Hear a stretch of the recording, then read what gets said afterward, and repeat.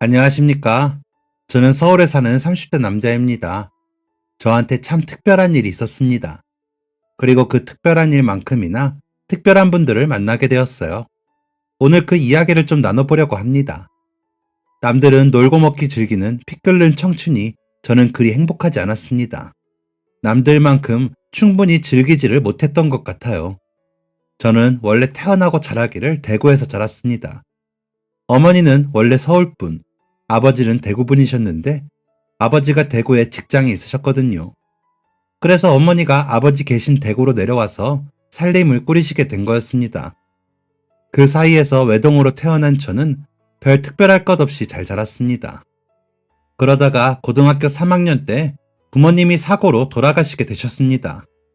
혼자 남겨진 저는 고등학교 3학년 여름방학이라는 아주 중요한 시기에 서울에 있는 외할머니 댁으로 가게 되었습니다. 대구에 있는 아버지 형제들이 저를 안 받아줬거든요. 딱 반년만 있음 성인인데 그럼 붙잡아도 나갈 텐데 다들 이런저런 이유를 대면서 저를 피했습니다.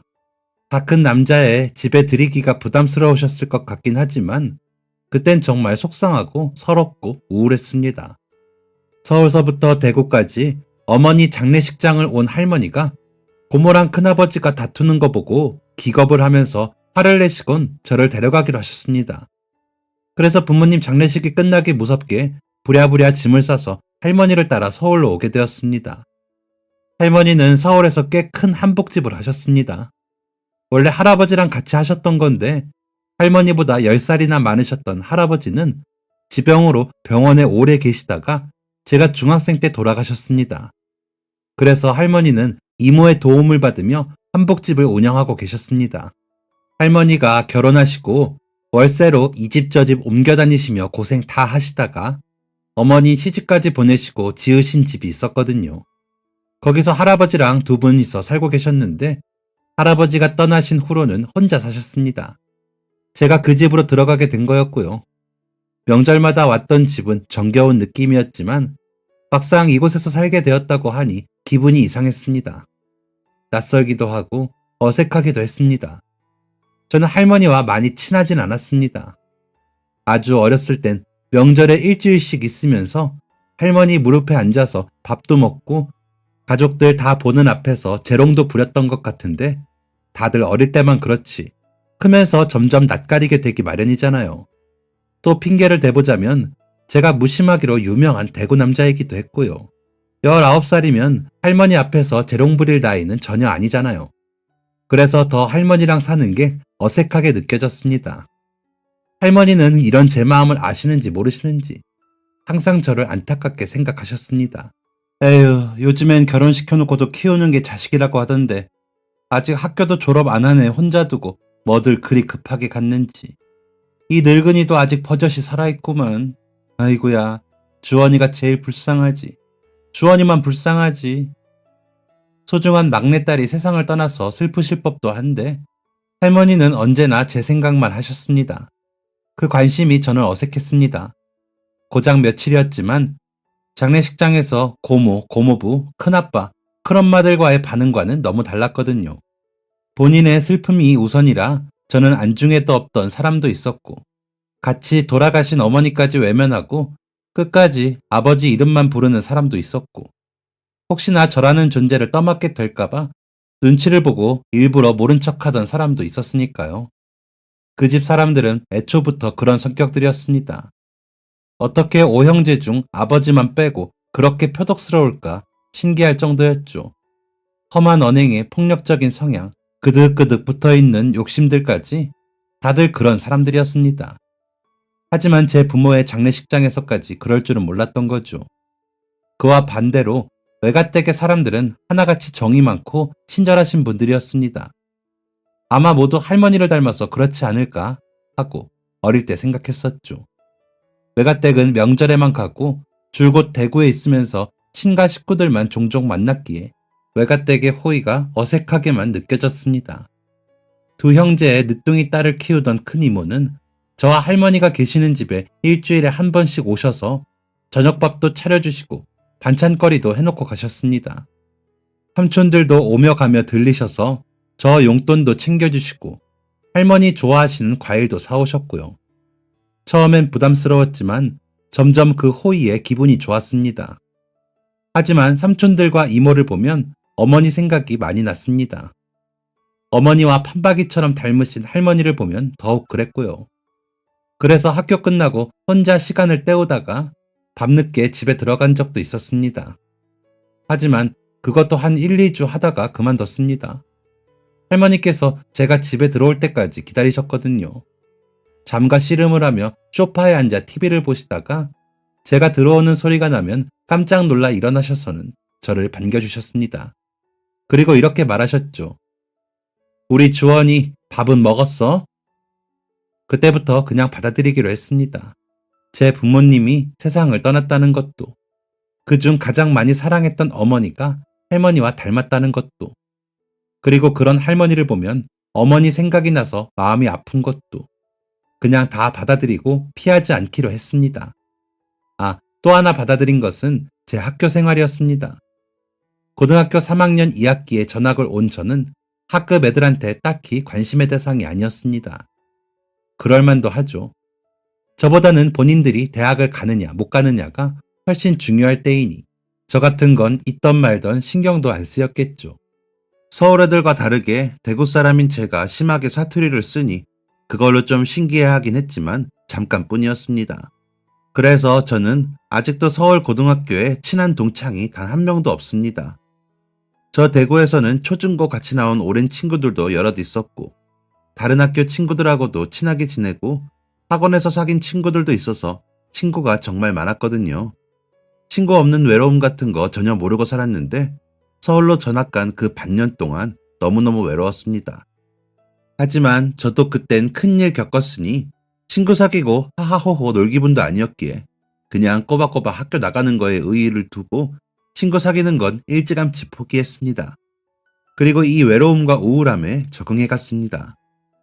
부모도 친구도 없는 제가 이 세상에서 완벽하게 혼자가 되었구나 생각할 때 제게 한 줄기 빛 같던 분이 바로 할머니셨습니다. 어머니와 닮은 웃음을 보여주시며 언제나 따뜻한 밥상을 차려주시고 제가 등교할 때, 하교할 때 하루도 빠짐없이 저를 배웅해 주시던 할머니가 제게 큰 위로가 되었습니다.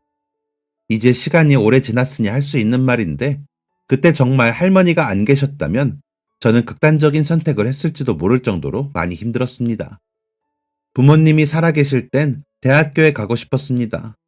공부도 열심히 했고 가고 싶은 학교, 학과도 정해뒀습니다. 그런데 부모님 돌아가시고 사는 집도 학교도 옮기게 되면서 대학에 대한 생각은 전혀 안 들더라고요. 무기력했다는 표현이 맞을 것 같습니다. 그래서 그냥 대학교는 가지 않기로 결정했습니다. 그 선택은 아직까지도 후회는 없습니다. 고등학교 졸업하고는 할머니를 따라다녔습니다. 할머니랑 같이 산 지 반년이 지난 그때부터는 할머니를 거의 부모님만큼이나 따르고 의지하게 되었습니다. 할머니 한복집 나가시는 거 따라다니면서 일 도와드리고 운전해드리곤 했습니다. 20살 여름에 공익근무 시작하고 끝날 때까지 쭉 그렇게 했습니다. 그리고 공익근무를 막 마쳤을 때였습니다. 주원아, 너 할머니 밑에서 일 배워볼래? 지금껏 줄곧 할머니를 쫓아다니기는 했지만 제대로 일을 배운 건 아니었습니다. 그냥 한복집 직원분들하고 같이 매장 정리나 손님 응대 같은 간단한 것들만 했었거든요. 한복집에 전혀 관심도 없었고 일을 배우고 싶은 욕심도 없었습니다. 그런데 아마 할머니께서는 내심 제가 걱정이 되셨나 봅니다. 대학도 안 나오고 친구도 없는 놈이 사람 구실이나 할까 싶으셨겠죠. 아마 그래서 제게 한복집을 물려주실 생각이었던 것 같습니다. 저는 한번 배워보겠다고 했습니다. 할머니 마음이 감사했고 저도 딱히 미래 계획이 있었던 게 아니었거든요.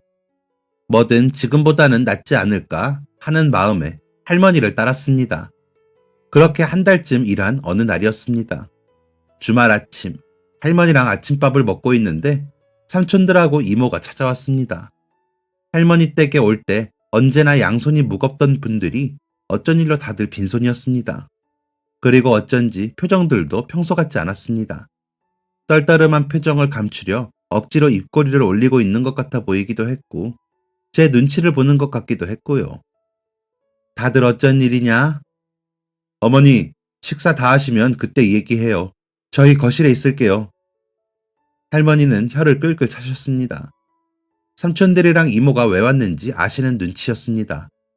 제가 낄 자리가 아닌 것 같아서 밥을 먹고 곧장 방으로 들어가 있었습니다. 그런데 거실의 소리가 방 안까지 다 들리더라고요. 대화의 주제는 바로 한복집, 그리고 저였습니다. 어떻게 한복집을 저한테 물려줄 수 있냐는 반발이었습니다. 삼촌들과 이모는 그동안 저마다 했던 공을 내세우기 시작했습니다. 큰 삼촌은 용돈과 공부 잘하는 자식들을 내세웠고, 작은 삼촌은 어릴 때 얘기를 하며 몸이 안 좋은 외숙모 얘기까지 했습니다. 이모는 그동안 한복집 도왔던 얘기를 했고요. 그 얘기를 듣고 있던 저는 끼면 안 될 자리에 낀 것 같은 기분이 들어 마음이 불편했습니다. 가만히 얘기를 듣던 할머니가 호통을 치셨습니다. 니들은 지금 니들 밥벌이 다 하고 있는데 주원이 쟤가 불쌍하지도 않냐? 부모도 없이 혼자 타지와서 저렇게 사는 쟤가 안 불쌍하면 니들이 사람이 아니지. 그럼 니들은 삼촌, 이모 될 자격도 없는 것들이지. 주원이 아니었어도 니들한테 한복집 물려줄 생각 없었다. 착각들 하지 말어. 아침 대바람부터 와서 한다는 소리들이 한복집이 탐나는 게냐? 내 재산이 탐나는 게냐? 할머니가 그렇게 호통을 치시는 건 처음 봤습니다. 삼촌들과 이모가 재산 싸움을 한다니 믿기 어려웠습니다. 한 번도 그런 속을 내비친 적이 없으셨던 분들이었거든요. 각자 회사도 사업도 잘하는 사람들이 뭐가 부족해서 할머니 재산을 바랄까 생각해봤습니다. 돈은 있어도 계속 욕심이 나는 게 맞는구나 막연하게 생각을 했습니다. 그렇게 또 한 6개월 정도 할머니 밑에서 일을 배우던 어느 날이었습니다. 정말 갑자기 할머니께서 일을 하시다가 쓰러지셨습니다. 일을 하시다가 혈압이 올라 기절하신 것 같은데 병원으로 이송되신 다음에도 깨어나실 생각을 안 하셨습니다. 그렇게 보름 동안 눈 한 번 안 뜨시다가 결국 세상을 떠나셨습니다. 갑작스러운 할머니의 죽음에 많은 사람들이 슬퍼했습니다. 많이 의지했던 할머니마저 돌아가시다니 속이 울렁거릴 정도로 울었습니다. 슬퍼만 하던 아직 어린 저와 다르게 삼촌들과 이모는 그 와중에도 빠르게 머리를 굴렸나 봅니다. 장례식 치른 바로 다음 날부터 한복집에 이모와 외숙모들이 나오기 시작했습니다. 그동안 고생했다 주원아. 이제 가봐. 아, 이제 집도 옮겨야지. 할머니도 안 계신데 할머니 집에서 살면 좀 그렇잖아. 그렇지? 그 집에 큰 삼촌 댁이 들어가서 살 것 같아. 그럼 주원이 너도 여러 가지로 불편할 거고 큰 삼촌이 너 독립할 수 있도록 챙겨주실 테니까 너무 걱정 말고. 혹시 우리 주원이 서운한 거 아니지? 그렇게 저는 한순간에 한복집에서도 집에서도 쫓겨나게 되었습니다. 할머니께서 제게 막연하게 일 배워봐라. 네가 알아서 해봐라. 라고만 하셨지. 제 명의로 뭔가 주셨다거나 변호사를 통해서 유언과 유산을 남긴 게 아니었기에 어차피 제대로 된 제 몫은 없었습니다. 할머니를 잃었다는 슬픔이 더 컸기에 그런 건 아무것도 상관없었습니다. 하지만 변해버린 외가댁 사람들의 모습을 보는 건 공포였습니다. 돈 앞에 장사 없다는 말이 딱 이런 상황을 두고 하는 말 같았습니다. 한복집을 정리하고 할머니 집 생활을 정리하는 며칠 동안에도 친척들은 계속 돈 문제로 싸우고 시기하고 욕심을 부렸습니다. 독립할 수 있도록 챙겨준다던 큰삼촌은 제게 선심 쓰는 척 단돈 50만 원을 쥐어주고 인사를 건네었습니다. 정말 막막했습니다. 갈 곳도 없고 아는 사람도 하나 없었습니다. 할머니 집에서 나온 첫날은 찜질방에서 보냈습니다. 남자 휴게실에서 제가 어찌나 울었는지 모릅니다. 너무너무 억울했습니다. 제가 잘난 건 없는 놈이지만 그래도 이렇게 가족들한테까지 버림받을 정도로 미움받을 짓을 한 건 없잖아요. 부모님께서 늘 말씀하셨거든요. 저는 외동이지만 어머니가 사남매시고 아버지가 오남매셔서 친척형 누나 동생들이 많아서 외롭지 않을 거라고요. 하지만 제 곁에 남은 가족은 아무도 없었습니다. 부모님이 안 계시다는 이유로 저는 이렇게 사회의 낙오자가 되어 살아야 하는 건가 하고 너무 억울했습니다. 그래서 한번 혼자 힘으로 살아보기로 결심했습니다. 억울해서라도 그렇게 못 살겠어 죽기 살기로 한번 버텨보자 생각했습니다. 찜질방 들어오고 밥 먹고 하니까 제 손에 48만 원이 있었습니다. 공익근무하면서 받은 돈 몇 푼 안 되는 게 있었는데 대부분 할머니 맛있는 거 사드리고 조금 남아 있었습니다. 거기에 고등학생 때 삼촌들이 오며 가며 줬던 용돈 조금을 더하니 수중에 80만 원이 조금 안 되는 돈이 있었습니다. 보증금도 없어 원룸 월세도 꿈꿀 수 없는 돈이었습니다. 저는 고시원 생활을 시작했습니다. 그리고 좀 갑작스럽긴 하지만 고시 공부를 시작했습니다. 그때 제가 생각할 수 있는 최선의 선택이었고 그만큼 열심히 사는 것 또한 없을 거라 생각했습니다. 고시원 빵 얻고 남은 돈으로 학원 한 달치를 끊었습니다. 그리고 곧장 아르바이트를 구했습니다. 알바 구하는 동안 한 일주일은 택배 상하차 알바를 했습니다. 진짜 사람이 할 일이 못 되더라고요. 일주일 하고 골병 나서 한 이틀은 온몸에 파스 붙이고 누워만 있었습니다. 그러다가 학원 바로 옆 독서실에서 관리인을 구한다길래 얼른 가서 면접을 봤습니다. 그리고 독서실에서 하루 5시간을 일을 하게 되었습니다. 제가 7급을 준비했었는데 학원을 9시에 가서 6시에 끝났습니다. 뒤에 다른 수업 더 듣고 10시에 끝나는 사람들도 있었는데 그렇게 하면 학원비도 더 비싸고 제가 알바를 할 시간이 없을 것 같아서 6시까지만 하고 7시에 독서실 출근해서 할 일 하고 짬내어서 학원 수업 복습하고 부족한 과목은 인터넷 강의 들어가면서 채웠습니다. 화요일, 목요일은 6시 40분에 수업을 마쳤습니다. 그럼 20분 동안 빠르게 저녁을 해결하고 독서실에 가야만 했습니다. 돈이 없기도 했고 저녁을 너무 든든하게 먹으면 밤에 너무 졸립더라고요. 그래서 선택하게 된 저녁 메뉴는 떡볶이였습니다. 학원 건너편 노점상 떡볶이집이었는데 아주머니가 인심이 후하셔서 저 같은 고시생들한테 떡볶이도 많이 주시고 거기 작은 꼬마 김밥이 맛있어서 화요일, 목요일은 꼭 그 노점상을 찾아갔습니다. 그런데 그곳을 갈 때마다 매번 같은 자리에 앉아 계시던 분이 있으셨습니다. 바로 노점상과 신호등 그 사이에서 떡과 나물을 파시던 할머니셨습니다. 다 공부하는 고시생들만 들끓는 곳이라 떡이나 나물이 잘 팔리지 않을 텐데 할머니는 그 자리에 항상 계셨습니다. 다른 날은 모르겠지만 적어도 제가 노점상을 가는 화요일과 목요일엔 꼭 계셨습니다. 그냥 별 생각 없이 지나칠 수 있었는데 왜인지 그 할머니를 지나칠 때면 발걸음이 멈칫했습니다. 그 할머니가 저희 할머니가 신으시던 신발과 비슷한 신발을 신고 계셨거든요. 그냥 여느 할머니들이 가지고 계시는 고무로 되고 안엔 털이 있는 신발이었는데 할머니를 여인 지 얼마 안 되었을 때라 그랬나 자꾸 눈길이 가고 할머니 생각이 났습니다. 뽀글뽀글 파마를 하고 희끗희끗 흰머리들이 난 것도 저희 할머니와 닮으셨더라고요. 이 추운 날 저 떡이랑 나물은 다 팔고 들어가시는 걸까 걱정이 되기도 했습니다. 그러던 어느 날이었습니다. 그날은 월요일이었어요. 평소 같으면 떡볶이 말고 분식 음식점에서 라면이라도 하나 사 먹고 들어갈 날인데 그날따라 떡볶이가 먹고 싶더라고요. 그래서 화요일, 목요일에만 가는 그 노점상으로 향했습니다. 그날도 어김없이 나물 파는 할머니가 나와 계셨습니다. 떡볶이 한 접시를 비워가던 차였습니다. 아침부터 하늘이 흐리멍텅하더니 비가 한두 방울 떨어지기 시작했습니다.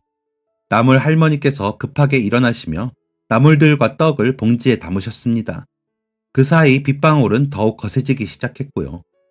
저도 우산이 없는 같은 처지였지만 할머니를 거들었습니다. 할머니를 도와서 봉지에 나물을 담고 바퀴가 달린 장바구니 같은 가방에 떡과 나물을 담았습니다. 할머니는 앉아 계시던 작은 의자까지 장바구니 손잡이 부분에 있는 고리에 거셨습니다. 할머니, 잠시만요. 이쪽에 잠깐 계세요.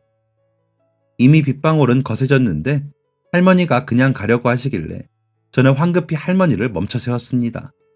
바로 앞에 있는 약국 천막 밑에서 잠시 기다리시라고 한 뒤 저는 편의점으로 뛰어갔습니다. 그리고 기다란 우산을 하나 사서 다시 할머니께 갔습니다. 할머니, 이거 쓰고 가세요. 비가 많이 와서 그냥 가시면 비 다 맞을 거예요. 그러다 감기 걸리셔요. 이거 챙겨가세요. 저는 할머니 손에 우산을 쥐어주고 독서실로 비를 맞으며 뛰어갔습니다. 편의점 우산이면 떡볶이 한 접시를 먹을 수 있는 돈이었습니다. 당시 돈이 궁한 저에게는 그 3,000원이 귀했지만 전혀 아깝진 않았습니다. 오히려 제가 비 오던 그 순간에 그곳에 있어서 다행이라고 생각했습니다. 비는 그 다음날까지 쏟아졌습니다. 줄기차게 내리던 비는 수요일 늦은 밤이 되어서야 멈췄습니다. 목요일이 되었고 저는 노점상으로 향했습니다. 비가 안 오니 할머니께서 나와 계셨습니다.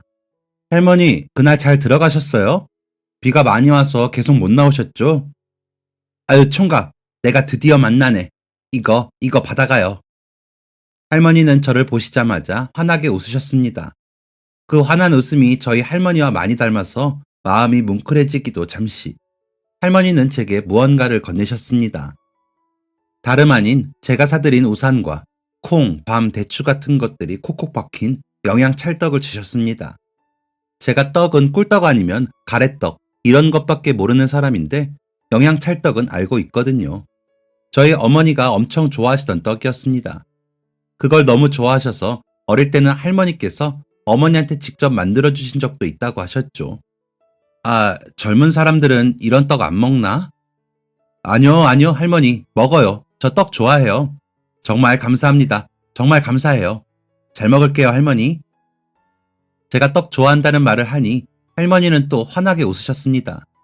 그냥 가려는데 발길이 떨어지지 않더라고요. 할머니, 시금치 얼마예요? 왜, 사려고? 네, 그냥 가져가요.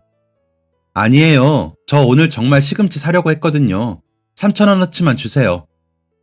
제가 정말 시금치 사 먹으려고 했다고 하니 할머니는 마지못해 봉지에 시금치를 담아주셨습니다. 엄청 많은 양을 두둑하게 챙겨주셨더라고요. 어차피 저 혼자 살아서 많이 못 먹는다고 하고 좀 덜어내고 받아왔습니다. 시금치를 사서 결국 그날 떡볶이는 먹지 못했지만 그래도 기분은 좋았습니다. 독서실 퇴근하고 고시원 공용 주방에서 시금치를 씻어내고 살짝 데쳐서 소금과 참기름을 버무려서 밥이랑 비벼 먹었습니다. 그게 어찌나 맛있던지. 그렇게 나물을 먹어본 게 얼마만인지 생각도 안 날 만큼 맛있게 먹었습니다. 저는 그 이후로도 종종 나물 할머니를 찾아갔습니다. 그리고 갈 때마다 항상 나물이나 떡을 사왔습니다. 떡볶이 먹는 것보다 나물에 밥을 먹는 게 훨씬 좋잖아요. 할머니께도 도움이 될 수 있고요. 가족을 모두 잃고 사람을 믿기도 새로운 인연을 만들기도 힘든 상황에 나물 할머니는 제게 소소한 기쁨이었습니다. 그렇게 몇 달이 흘렀습니다. 그날도 독서실에 가기 전에 나물 할머니를 뵈러 갔습니다. 신호 건너편에서부터 할머니가 앉아 계신 뒷모습이 보여 기분이 좋았습니다. 신호가 바뀌고 얼른 뛰어가는데 신호를 기다리고 있던 자전거를 탄 학생 2명이 바뀐 신호를 보고 빠르게 출발을 하다가 할머니의 나물 바구니들을 치게 되었고 나물들이 다 엎어지고 난리가 났습니다.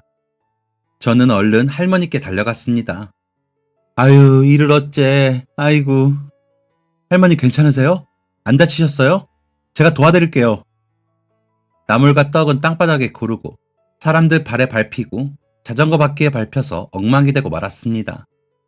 할머니는 속상하신 표정으로 짐을 모두 챙기셨습니다. 마지막 의자까지 챙기고서 할머니는 일어나셨습니다. 저 할머니 괜찮으시면 제가 댁까지 모셔다 드릴까요? 네? 아유, 괜찮아요. 집을 모르는 것도 아니고 학생 바쁠 텐데 얼른 가봐요. 아니에요. 저 안 바빠요. 댁이 어디신데요? 저기. 오, 저도 그쪽 가는 방향인데 같이 가요, 할머니. 저는 할머니의 장바구니를 대신 끌고 할머니를 쫓아갔습니다. 약국이 있는 길 뒤쪽으로 아구찜 가게, 보쌈 가게 같은 음식점이 몇 개 있었고 그 뒤로는 작은 놀이터 하나가 있었습니다. 또 그 뒤로 가보니 50개는 좋게 넘어 보이는 긴 계단이 나왔습니다. 할머니는 아무렇지 않다는 듯 계단을 오르셨습니다. 저는 헉헉대면서 그 뒤를 따랐습니다. 따닥따닥 붙어있는 집들 중에 할머니는 빨간 대문이 있는 집으로 들어가셨고 거기서 계단을 서너 칸 다시 내려가 있는 반지하 집의 문을 여셨습니다. 아, 여기가 할머니 댁이. 제가 인사를 드리려는데 할머니 집 현관문이 벌컥 열리더니 작은 남자아이가 불쑥 튀어나와 할머니에게 안겼습니다. 할머니, 오늘은 왜 이렇게 일찍 왔어요? 아이고, 우리 강아지, 밥은 먹었어요? 아니요, 같이 먹어요, 할머니. 할머니 품에서 한참 얼굴을 비비던 아이는 저를 발견하고는 할머니 뒤로 쏙 숨었습니다. 아직 학교도 가지 않은 어린 아이였습니다. 아, 안녕? 할머니 짐이 무거워 보여서 형이 좀 도와드렸어. 그제야 아이는 경계를 풀고 슬그머니 나와서 꾸벅 인사를 하곤 엄마! 하면서 집으로 들어갔습니다. 저는 할머니 장바구니를 집안에 놔드리려 현관 가까이에 갔습니다. 그런데 활짝 열린 현관 안쪽으로 어떤 여자가 누워있는 게 보였습니다. 아이의 엄마로 보였습니다. 그런데 한눈에 보아도 앙상하고 얼굴색이 많이 안 좋아 보였습니다. 우리 딸이에요. 애 낳고 몸이 안 좋아져서. 아이고, 내가 쓸데없는 소리를. 고마워요, 총각. 내가 뭐 줄 건 없고 이거라도 받아줄래요? 이게 비닐로 꽁꽁 싸여진 거라 괜찮아요. 먹어도 돼. 할머니는 장바구니 안에서 그나마 상태가 좋은 떡을 제게 주셨습니다. 저는 감사하다는 인사를 드리고 떡을 꼭 품에 안고 독서실로 향했습니다. 그 좁은 집에서 세 분이서 사시는 건가? 따님이 아프셔서 대신해서 돈을 벌고 계시는구나. 여러 생각들이 머리를 뒤집어 놓았습니다. 할머니의 사정을 알고 나니 마음이 더 안 좋았습니다. 그래서 제 코가 석자지만 그 다음부터는 할머니를 조금 더 챙겨드리려고 노력했습니다. 날이 더운 날은 목 축이시라고 음료수를 사다 드리기도 했고, 날이 추운 날은 핫팩을 드리기도 했습니다. 그렇게 꼬박 1년이 흘렀습니다.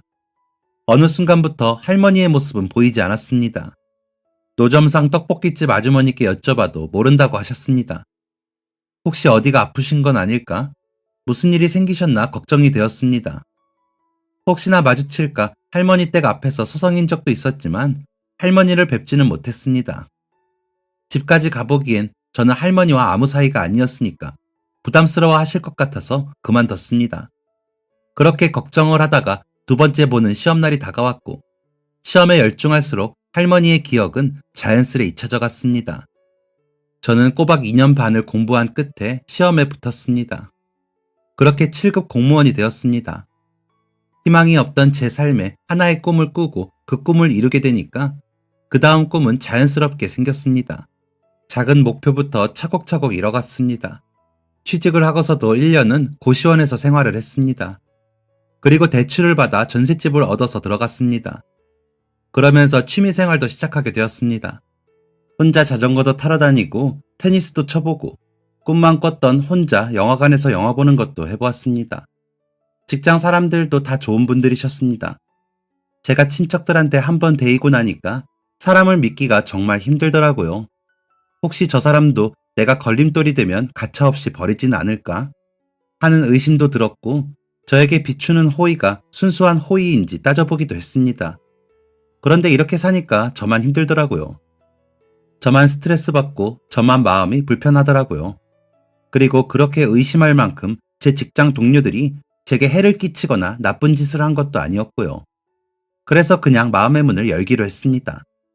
그리고 이렇게 열린 마음에 불쑥 찾아온 사람이 하나 있었습니다. 같이 일하는 동료 중에 저보다 3살 많은 형이 있었습니다. 그 형과 많이 친해지게 되어서 퇴근 후 둘이서 한잔하고 있을 때였습니다. 그 형은 이곳이 두 번째 발령이라고 했고, 전 직장에 여자친구가 있다고 하더라고요. 그리고 그 여자친구가 지금 같이 일하는 동료와 함께 근처에 있다는데 불러도 되냐고 물어봤고요. 아직 아예 모르는 사람을 만나기엔 두려움이 조금 있었지만 이왕 마음의 문을 열기로 했으니 상관없다고 했습니다. 그렇게 형의 여자친구분과 다른 여자 한 분이 저희가 있는 가게로 왔습니다. 그리고 저는 형 여자친구분과 함께 온 그 여자분께 첫눈에 반하고 말았습니다. 저 그때까지 연애 한 번 해본 적 없는 사람이었습니다. 고시학원 다닐 때 고백을 한번 받아보긴 했는데 하루 한 끼에 3,000원 쓰는 놈이 무슨 연예인가 싶어서 거절했었습니다. 직장에 계신 분들은 대부분 남자분들이라 한 번도 이성과의 교류가 없었고요. 그래서 그 첫 만남이 더욱 어색하고 더욱 신선했고 더욱 설레었던 것 같습니다. 저는 첫눈에 반한 그녀와 어떻게든 가까워지고 싶었습니다. 그래서 은근슬쩍 같이 일하는 형한테 그녀의 안부를 물어보기도 하고 형이랑 둘이 술 한잔 하자며 어떻게든 기회를 만들어 보았습니다. 그러니까 이 형이 당연히 눈치를 챘겠죠. 형이 도와주겠다며 참 노력을 많이 했습니다. 일 없는 주말에 형과 형 여자친구분과 저와 그녀 넷이 모여서 영화도 보고 같이 술도 한잔하고 게임도 하면서 많이 가까워졌습니다. 그녀는 예쁜 외모만큼이나 마음씨도 예쁜 사람이었습니다. 가까워진 후에 알게 된 건데 20살부터 고시 공부하다가 21살 때 아버지가 돌아가시면서 집안이 어려워져서 직장 다니다가 직장 다니면서 고시 공부 다시 해서 합격했다고 했습니다. 어머니랑 둘이 사는데 어머니에 대한 애정도 크고 어머니를 생각하는 마음씨도 예뻤습니다. 어디를 가든지 직원들이나 알바생들한테 상냥하게 대했고 뭔가 잘못되면 정중하게 말할 줄 아는 사람이었습니다. 이렇게 매력적인 사람한테 어느 누가 반하지 않겠나요? 저는 용기를 내서 그녀에게 고백을 했습니다. 그녀도 제가 마음에 있었다고 하더군요. 그렇게 저는 그녀와의 꿈만 같은 연애를 시작했습니다. 연애가 처음이라 모든 게 서툰 저를 그녀는 언제나 이해해 주었습니다. 그리고 2년 뒤 저는 그녀와 결혼을 하게 되었습니다. 정말 행복했습니다. 이 엄청난 행복을 내가 누려도 되나 싶을 만큼 행복했습니다. 처음 몇 달은 저희 집에서 함께 살았습니다. 제가 계약 만기가 2달 정도 남아 있었거든요. 저희 집 정리하고 장모님하고 셋이 살 집으로 새롭게 이사갈 예정이었습니다. 고시원을 벗어나 처음 살게 된 저만의 집과 작별을 해야 하는 순간이었습니다.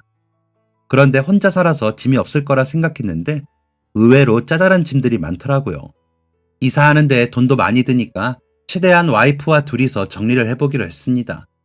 고맙게도 와이프가 정리는 자신 있다면서 적극적으로 도와준다고 했거든요. 일단 이사하는 집으로 옮길 것부터 다 옮기기로 했습니다. 옷도 다 옮기고 식기류도 옮기고 책도 다 옮기고 나니 버릴 것 천지였습니다. 몇 년을 쓴 매트리스와 이불, 저렴하게 산 행거는 모두 버리기로 했죠.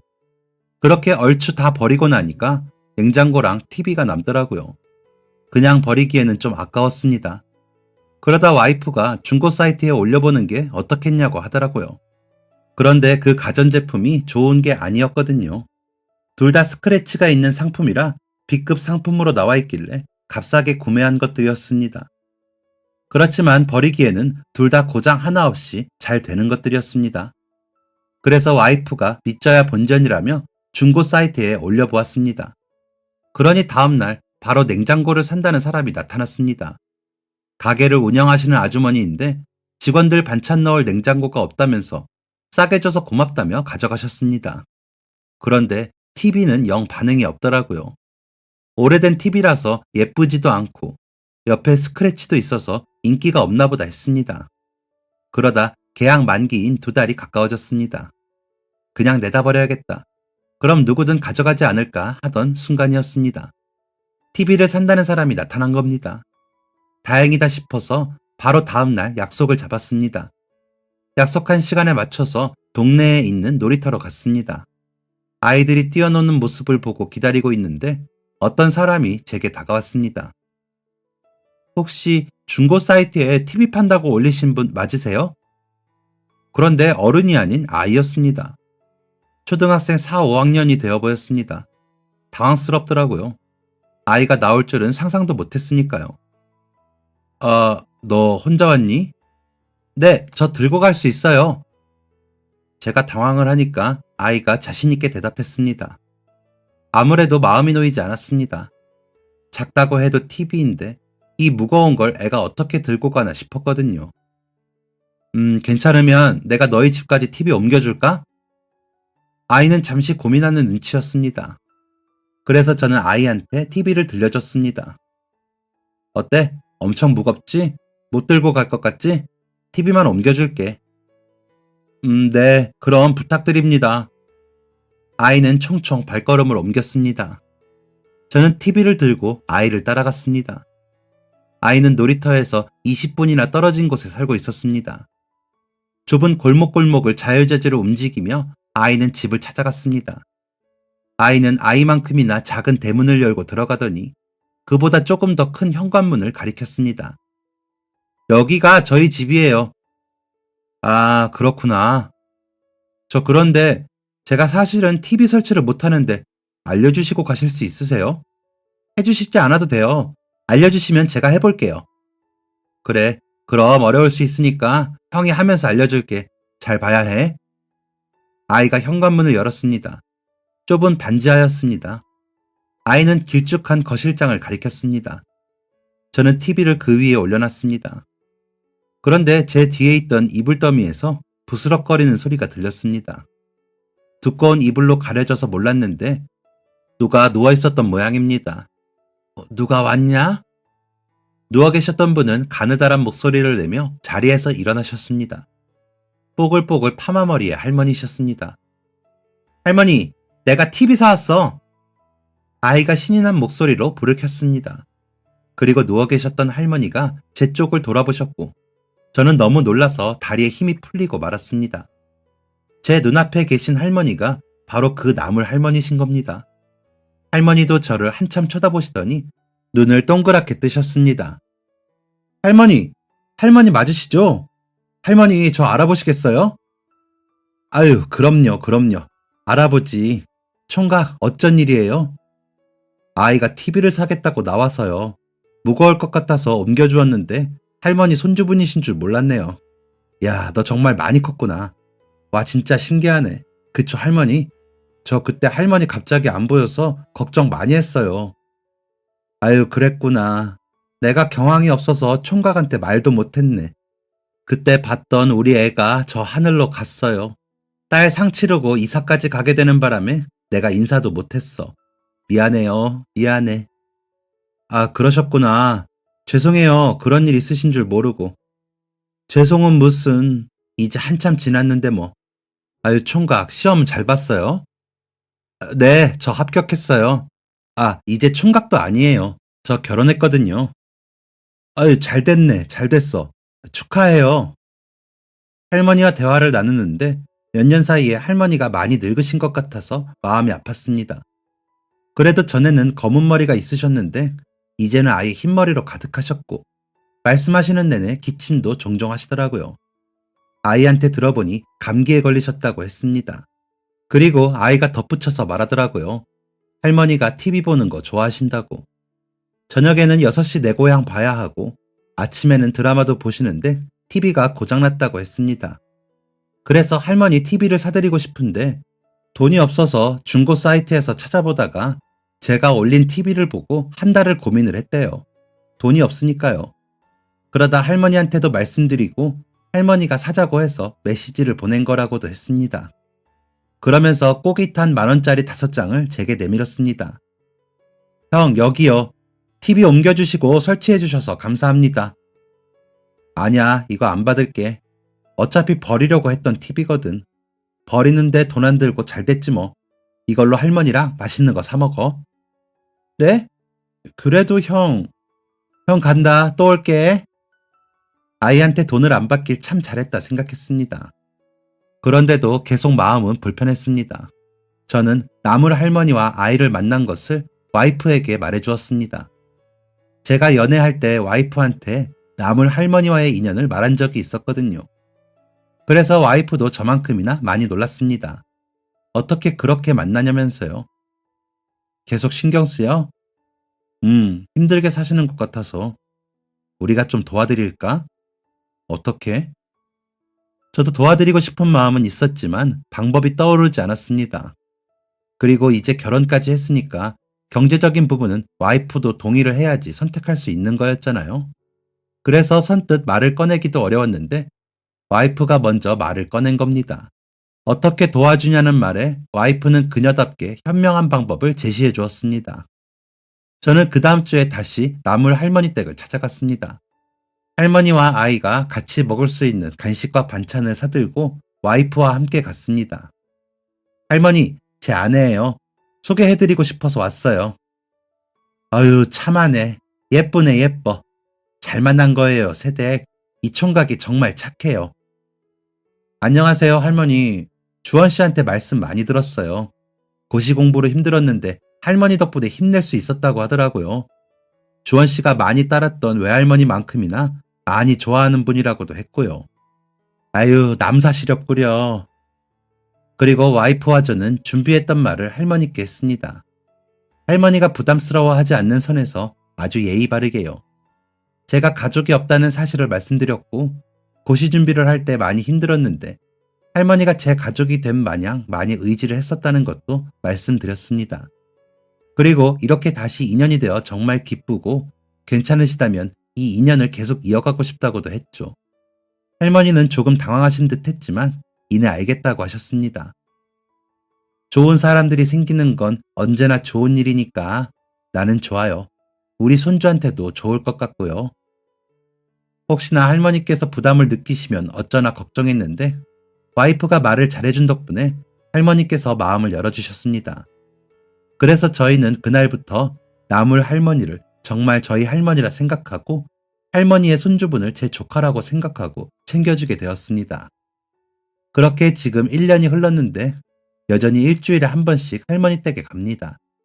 가서 할머니 손주분 숙제도 도와주고 가끔 장난감도 사다 주고 옷도 사다 줍니다.